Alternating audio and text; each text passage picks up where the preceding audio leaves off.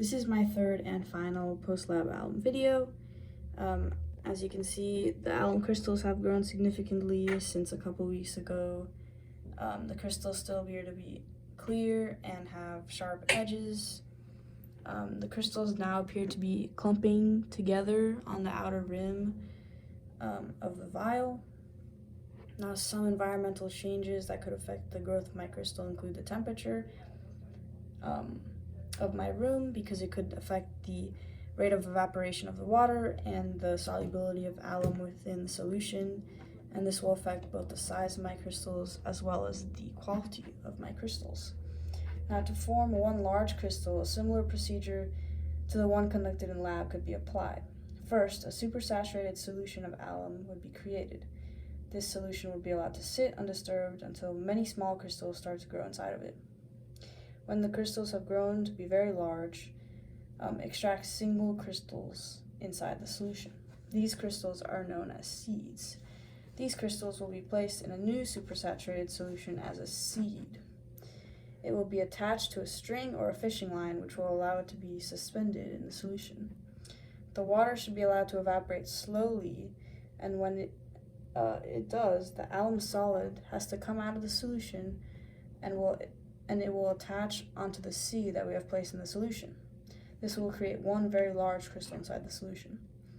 The slower the water evaporates, the larger and higher quality the crystal will be.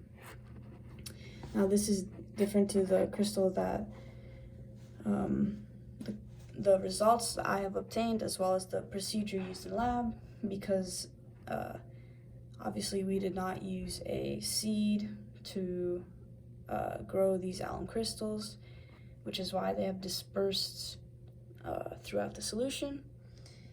And this has changed the results because instead of getting one large crystal, this resulted in many small crystals growing on the outer rim of the vial, and now they're clumped together.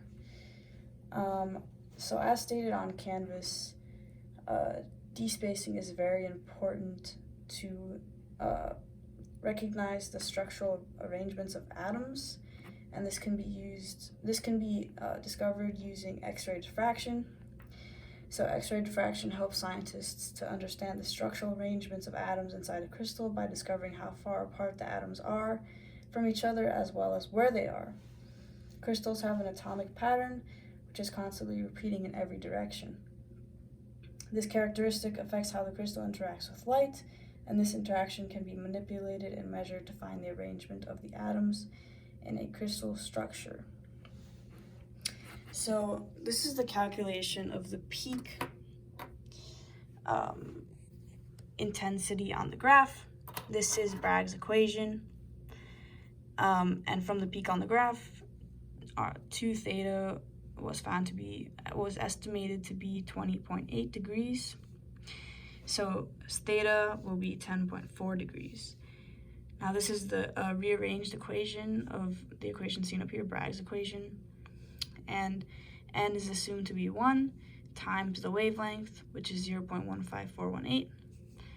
And that is divided by 2 times sine theta, which we have found to be 10.4.